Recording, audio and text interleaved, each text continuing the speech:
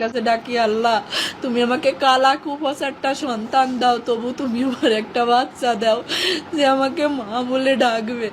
লিফটে ঢুকবে তখনও ঘুরে ফিরে আমার দিকে 2-3 বার তাকাচ্ছিল। আমার ওই তাকানো এখনো চোখে ভাসতেছি। অনেক আল্লাহর কাছ থেকে চেয়ে না সন্তান আমার। আমার যখন বিয়ে হয় আমার ছেলে মেয়ে হতো না, 8-10 বছর ধরে ছেলে মেয়ে হয়নি। অনেক কষ্ট করছি আমি, অনেক কথা শুনছি মানুষের। মানুষ যা খাতি আমাকে বলছে আমি তাই খাইছি, তারপরেও কোনো সময় আমার ছেলে মেয়ে হয়নি। এক সময় আমি নামাজ রোজা কোরআন শরীফ এইগুলো করতে শুরু করি আর আল্লাহর কাছে ডাকি, আল্লাহ তুমি আমাকে কালা কুফস একটা সন্তান দাও, তবু তুমি আমার একটা বাচ্চা দাও যে আমাকে মা বলে ডাকবে।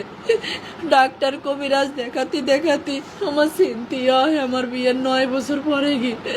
সিনথিয়ার যখন 4 বছর বয়স আমার আবার অভাব হয় না, আমি আবার চেষ্টা করি, তখন আমার রাইসা মনে আমার পেটে আসে। হ্যাঁ, তখন থেকে আমাদের জীবনটা বদলে যায়।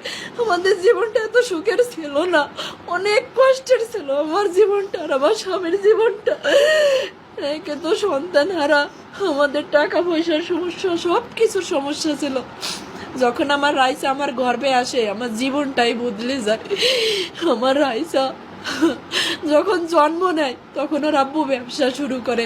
আজ ওর বাবা ব্যবসায়ী, প্রতিষ্ঠিত ব্যবসায়ী, কিন্তু আমার বাকি নাই।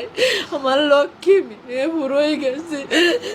আমার লক্ষ্মী রে তো আমি বলবো না, আমার ওইটুকু লক্ষ্মী 8 বছর বয়স শেষ